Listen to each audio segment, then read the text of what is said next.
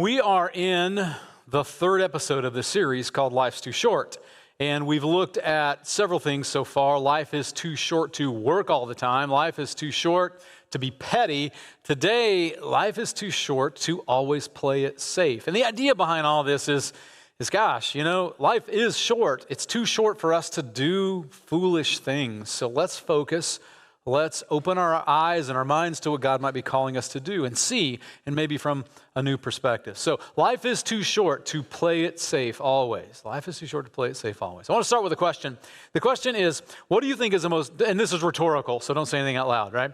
What do you think is the most dangerous object in your house right now? In terms of household stuff, what is the most dangerous object in your house? They track this stuff every year, and let me give you some examples. 460,000 people a year are injured by kitchen knives. Raise your hand if you've been injured by a kitchen knife in the last year. Yeah, that's a bunch. Yeah. And by the way, a sharp knife is safer than a dull knife. That's one of the Boy Scout rules, right? Manual and power saws account for about 100,000 injuries a year. Anybody? Raise your 9 fingers up and wave them around. Manual and power saws. Every year, 20 people in America are injured by drapery cords. Okay. Here's the weirdest one yet, though. Get this. Every year, some 4,000 of us seriously injure ourselves on pillows. Pillows. How does that even happen? I don't even get that. But those are dangerous objects in your house, other than the pillows, I guess. But I want to show you what I think is the most dangerous object in your house. It's right here. You probably already guessed what it is. It's this. Isn't that beautiful? This is mine. Love you, chair. So this is a particular kind of chair. It is an easy chair. We call it an easy chair because that's what we want our chair to be, easy. And you buy a chair like this not for its looks, but you buy a chair like this for its what? Comfort, right, comfort. We want to be comfortable. So in order to demonstrate what true comfort looks like, I've invited Pastor Brian to help me out with this. Come on up here, Brian.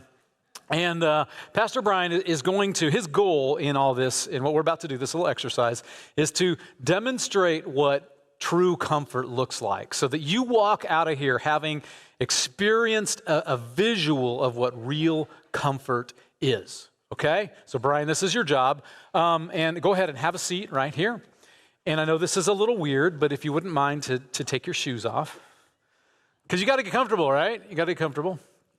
And I don't know if this is true in your house, but in our house, we love our little slippers. And I just bought these. They've hardly been used at all, hardly. And they say Merry Vibes. Oh, and look at your socks. Those are so awesome. Ted Lasso socks, believe, and they're religious socks because they're holy, I see. So here, let me put these on your feet. Yeah, there we go. Get that one. Oh, how's that feel? Incredible. Okay, now it gets better. It gets better. Now on your right there on your right-hand side, there's a lever. So if you pull that lever, then what? See what happens magically? There we go. Isn't he doing great? He's doing great. Now, when it comes to comfort, we have a phrase for food that we love to eat. We call it what? Comfort food. That's different for everybody. Yeah, you're doing it good, man. Yeah. Comfort food. And so I don't know what this is for you exactly, Brian, but I have a Hostess Twinkie here for you. Would you like that? All right. Some comfort food. Dig right in. Don't eat the plastic part. And then I was going to try and get you some Yoo-Hoo. Anybody know what Yoo-Hoo is? Yeah, but I couldn't find it. So I got some Dunkin' iced coffee, rich chocolatey mocha for you here. I'll open that up for you. There you go. Enjoy that. Oh, you can eat them both at the same time. And, if we're sitting in an easy chair, a lot of times there's one other object that we have to be holding that really makes us feel comfortable. Anybody know? Remote control. Here you go, Brian. Hold that. Awesome. Now, one last thing.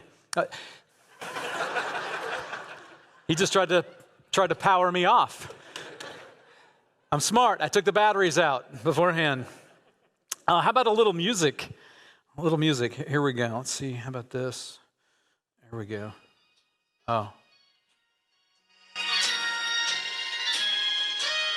Little Sinatra. Anybody recognize it? No. It's meant to give you comfort. So here's what I got to ask you. Does Brian look like a man who is ready to launch into action? Does he look like a man who is ready to have an explosion of possibility and development in his life? Does he look like a man who, if God asked him to do something hard right now, that he'd be like, I am ready? You're doing really well. He looks like he's ready for a nap. So this is probably the time for us to thank Brian for his, yeah. And you get to keep the slippers, man. Merry Christmas. So I probably ought to tell you what I think is so dangerous about this chair. I think what's dangerous about this chair and what we just saw is not about what happens when you're in the chair, but what doesn't happen when you're in the chair. It's the relationships you never deepen. It's the urgent prayers, the passionate prayers that you never pray. It's the noble thoughts that you never spend time thinking. It's the people in need that you never serve because you never saw them. It's the race you were meant to run that you never run. It's the battle you were meant to fight but you never fight. It's the laughter you never laugh, the tears that you never cry. It's the great adventure with the God who created you that you never even begin because of comfort. You were made to do something more with your life than arrange it to maximize your security, your safety, and your comfort. Now, when I say this, as we go down this road a little ways, I want to clarify something. When I say life's too short to play it safe all the time, this is not a call to exhaustion, right? We talked about that in the first episode of this. You know, we need to make sure we don't work all the time. There needs to be rest and Sabbath. This is not a call to exhaustion. This is not a call to avoid rest. This is not a call to go out and do something stupid or foolish or impulsive. No, it's really making your life an adventuresome partnership with God. It's waking up in the mornings and saying, God, I don't know what you want me to do today, but tell me what you want me to do. And the answer is yes. Give me what I need to do it. The answer is yes. You see, in the Bible, there are these very common kind of encounter stories between God and human beings. These stories of encounter between God and human beings, they're called call narratives. And these call narratives have common components that are woven throughout them. And John Ortberg does a great way of pointing these out. And the first element of the call narrative is the initial call, right? And this is where, God asks somebody to do something. They all start with that. And let me ask you this question, though. How often in the Bible do you think that God calls somebody, interrupts their life, and asks them to do something easy? How often does God call somebody up and say, hey, it really isn't going to demand much of you. It's going to be quick. It's going to be easy. How often does God do that? Any guesses? How about never? We don't see it in the Bible at all.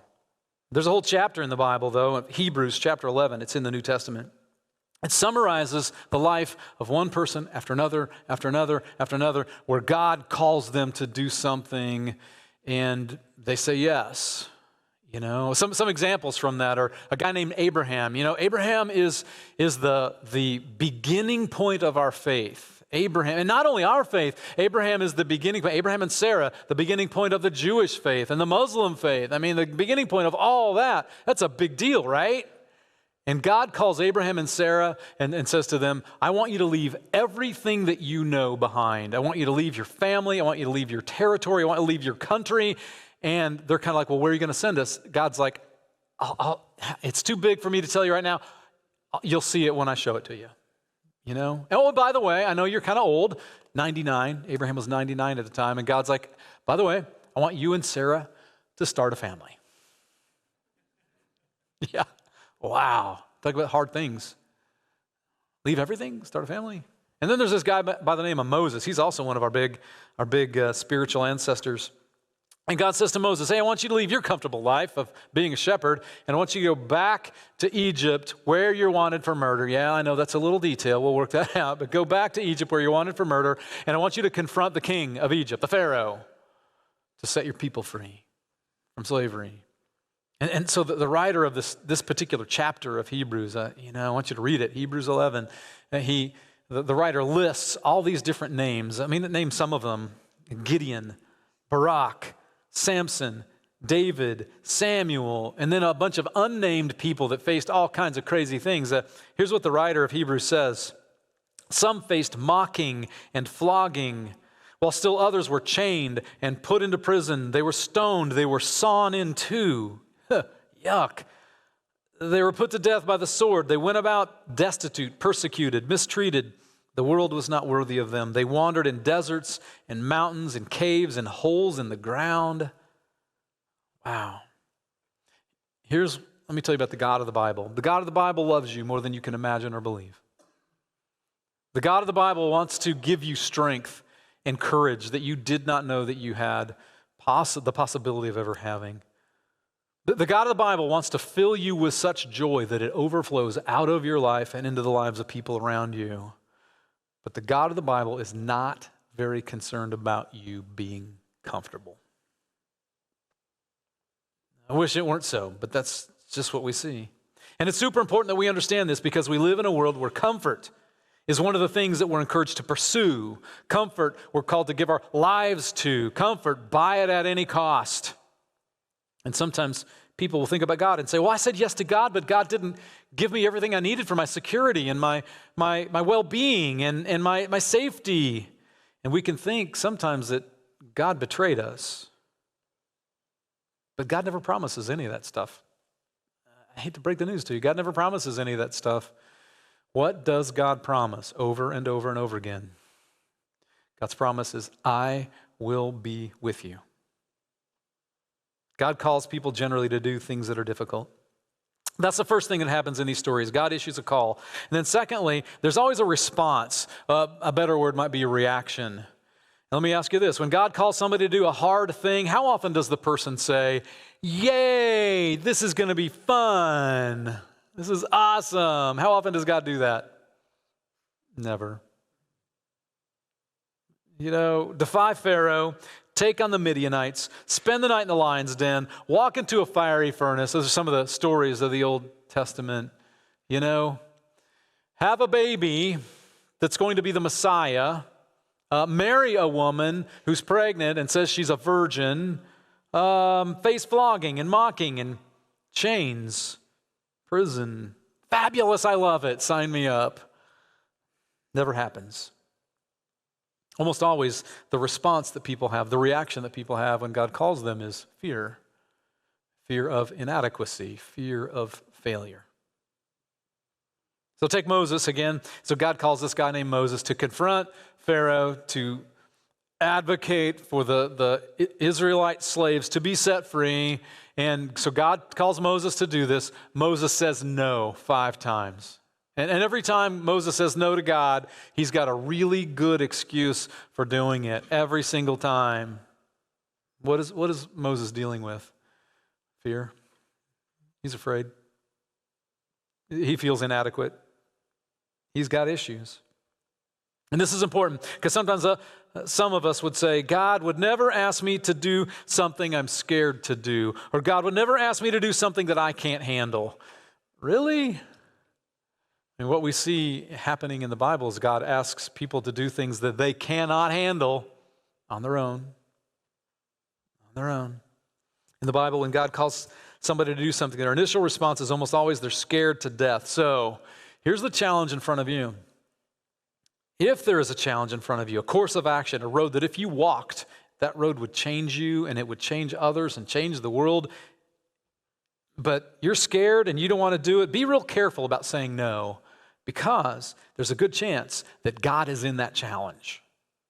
And sometimes knowing that it's scary is the very thing that you can know this is probably of God. Not always necessarily, but it's an element of it. And let's go take it a step further. If you're not facing any challenges right now that are too big for you in your life right now, if it's been a long time since you've been scared, it's real possible that you've been in the chair a little too long. Listen, nobody gets to the end of their life and looks back at their time in the chair and says, man, those were great memories. That was so good, those good times. God calls, and almost always, people are scared. They feel inadequate. The next component of these stories is the promise. See, God knows that we're going to feel scared, knows that we will feel inadequate. So God gives promises and reassurance, like this one from Joshua chapter 1. Be strong and courageous. Do not be terrified. Do not be discouraged. For the Lord your God will be with you wherever you go. Man, that's tattoo worthy right there. Or at least fill it out. Put it on a piece of paper and carry it with you wherever you go. God is with you. Now, this doesn't mean that if you follow God, nothing bad is ever going to happen to you. Again, all we got to do is open up the pages of our scripture. There's a guy named Paul. He's one of the big founders of our faith, Christian faith, right? And he said yes to the call of God and started on this amazing adventure. Some of the things that he faced: imprisonment, beatings, public humiliation, shipwrecks, assassination attempts. Wow. God never promises, if you follow the call, that your life will be easy. What do we just touch on? What does God promise us over and over and over? The promise is, I will be with you. Why don't we say that together? It's important. Ready? 1, 2, 3. I will be with you. I will be with you. So God calls somebody. They respond, usually with fear and feeling inadequate. God gives a promise and reassures them. That leads to the fourth component, which is the decision. The decision component. You got to decide. Got to decide. And of course, you're going to feel scared and inadequate, but what matters most is your decision. Will you say yes or will you say no? And remember, as you think about this, when you say yes to the challenge of a life-risking adventure in some way with God, this is when you feel fully alive. Because comfort never made anybody feel fully alive to the tips of their toes. Comfort never did that to anybody. After the Joplin tornado, I think I've shared this story before. After the Joplin tornado, I got a call from a bicycling group, a cycling group up in Minnesota. They said, hey, we do fundraising for natural disaster recovery. Would you be willing to ride 800 miles with us from Joplin to Atlanta and raise some money and awareness? We need somebody that's been through it, and we want you to join us. And I said no. For some good reasons. I'm rebuilding here, and I'm so busy, I'm overwhelmed, and I don't own a bicycle. So they asked me if I'd pray about it. And I'm like, no, I'm not going to pray about it. And so I did, and it was pretty clear after a while, okay, God, you want this to happen. And I got to tell you, it was one of the hardest things I've ever done, but I felt fully alive to the tips of my toes when the feeling came back in them after riding 80 miles a day. Peggy Schwartz felt called by God to start a preschool here at Woods Chapel 48 years ago. Raise your hand if We Care has impacted your family in some way. Look at that. Thousands of children that have been reached and educated and shaped by a vision that she had. She was a French teacher at the time and felt this call. Okay, I asked her earlier today, hey, did you feel scared? She's like, oh my gosh, I was so scared. Did you feel alive? Oh, I've never felt more alive in my life. And then Adam Dean, he felt called recently to start Clear Recovery Ministries. And so we have Clear Nights here on Tuesday nights now. I think about 6 weeks that's been happening. The stories that are coming out of that, it's to help people be set free from the slavery of addiction and to help their families, right? And the stories that are coming out are amazing. And Adam's felt called by God to do this because of his experience in the past. Feeling fear, Adam? Oh yeah. Feel alive? Oh yeah. You see what I'm getting at? Some people in our church here have felt the call to adopt children, some from our partner orphanages in Russia and other places, or to be foster parents, right? Talk about a calling and a challenge and feeling scared and very much alive all at the same time. You see, what matters when you face that challenge is not the fear you feel or the inadequacy that you feel. What matters is, will you say yes or no? So let me ask you, what risk is God challenging you to take on today? I don't know. There's so many different ones. Could be a relational challenge where God's asking you, calling you to speak the truth to somebody in your relational world. Oh, and you're scared to do that. It's understandable. Or maybe God's calling you to a completely different vocation in life. And of course that's going to make you scared because you're comfortable in what God's got you doing right now. Maybe God is calling you to go into ministry, to do what I do or one of our staff does, and maybe God's calling you to do that, to sit in an easy chair like Brian does and sip yoo-hoo. And maybe God's calling you to do that. And if God's calling you to do that, you're going to feel some fear. Well, maybe, I don't know, maybe God's calling you to, maybe you're holding on to your money right now. Maybe it's a money thing. You're holding on to your money right now because you've got plans to buy a brand new chair. And it's a chair with a cup holder in the arm, and it's got a massage unit in it and a USB port. But God's calling you to do something different, maybe. Maybe God's asking you to explore a whole area where He's gifted you to serve other people, but you've been holding back. Maybe for some of you, it's a secret sin in your life that's maybe become an addiction or a very destructive pattern, and you feel God calling you to get help, to seek help, to not face that alone. But you're scared.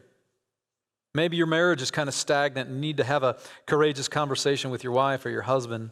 And for some of you, I'm going to imagine this, in this room, worshiping online, that for some of you, it's a challenge to really say yes to God in general. That maybe you kind of got more doubts and questions than you have answers, and you're more just curious than Christian. But maybe you feel that challenge. Come on, take the next step. And maybe that's getting into a class. Maybe that's talking to a pastor. Maybe that's getting into a life group. I don't know. To get off the fence spiritually. Maybe you're going through some deep pain right now, a deep loss, some grief, and maybe the challenge that God's giving you is just don't give up. Don't give up. Don't quit. Where's God asking you to get out of the chair? Where's God asking you to say yes? And I'll tell you why it matters so much, and that's the fifth element, the fifth component in these stories. It always ends up being the story of a life that is changed.